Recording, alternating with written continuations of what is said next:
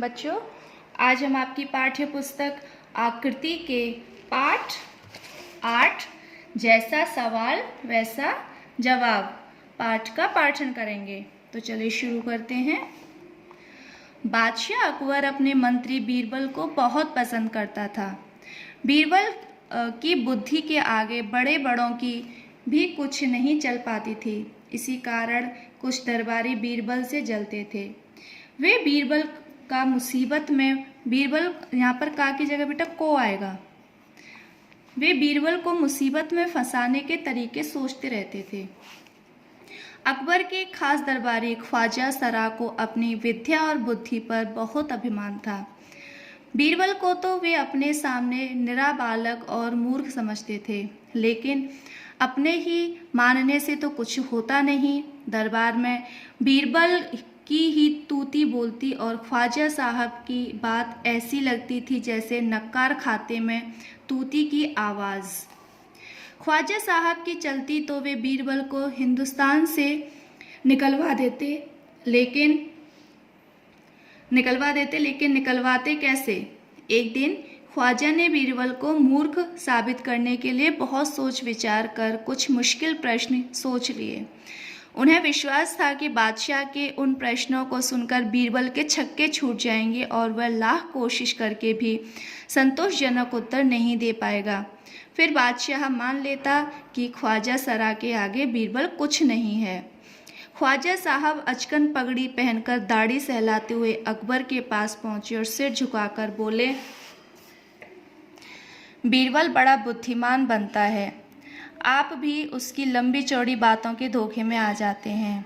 मैं चाहता हूं कि आप मेरे 3 सवालों के जवाब पूछकर उसके दिमाग की गहराई नाप लें। उस नकली अक्ल बहादुर की कलई खुल जाएगी। ख्वाजा के अनुरोध करने पर अकबर ने बीरबल को बुलाया और उनसे कहा, बीरबल, परम ज्ञानी ख्वाजा साहब तुमसे 3 प्रश्न पूछना चाहते हैं, क्या तुम उनके उत्तर दे सकोगे? बीरबल बोले, जहाँ पना ज़रूर दूंगा, खुशी से पूछें। ख्वाजा साहब ने अपने 3 सवाल लिखकर बादशाह को दे दिए। अकबर ने बीरबल से ख्वाजा का पहला प्रश्न पूछा, सरकार का केंद्र कहाँ है? संसार का केंद्र कहाँ है?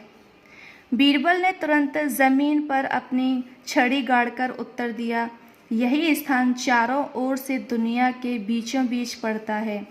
यदि ख्वाजा साहब को विश्वास न हो तो वे फीते से सारी दुनिया को नाप कर दिखा दें कि मेरी बात गलत है। अकबर ने दूसरा प्रश्न किया, आकाश में कितने तारे हैं? बीरबल ने एक भेड़ मंगवाकर कहा, इस भेड़ के शरीर पर जितने बाल हैं उतने ही तारे आसमान में हैं। ख्वाजा साहब को इसमें संदेह हो तो वे बालों को गिनकर तारों की संख्या से तुलना कर लें। अब अकबर ने तीसरा सवाल किया, संसार की आबादी कितनी है? बीरबल ने कहा, जहाँ पना संसार की आबादी पल पल पर घटती बढ़ती रहती है, क्योंकि हर पल लोगों का मरना जीना लगा रहता है। इसलिए यदि सभी लोगों को एक जगह इकट्ठा किया जाए तभी उनको गिनकर ठीक ठीक संख्या बताई जा सकती है।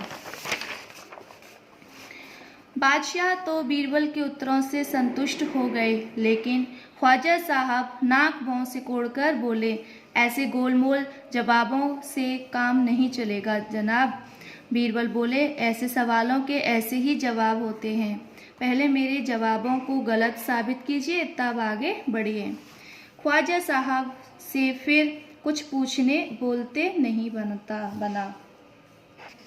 तो बच्चों, अब आपका गृह कार्य है कि आपको इस पाठ में आए हुए कठिन शब्दों को और शब्दार्थ को अपनी कार्य पुस्तिका में सुंदर लेख में लिखना है और उनको याद करना है। ठीक है?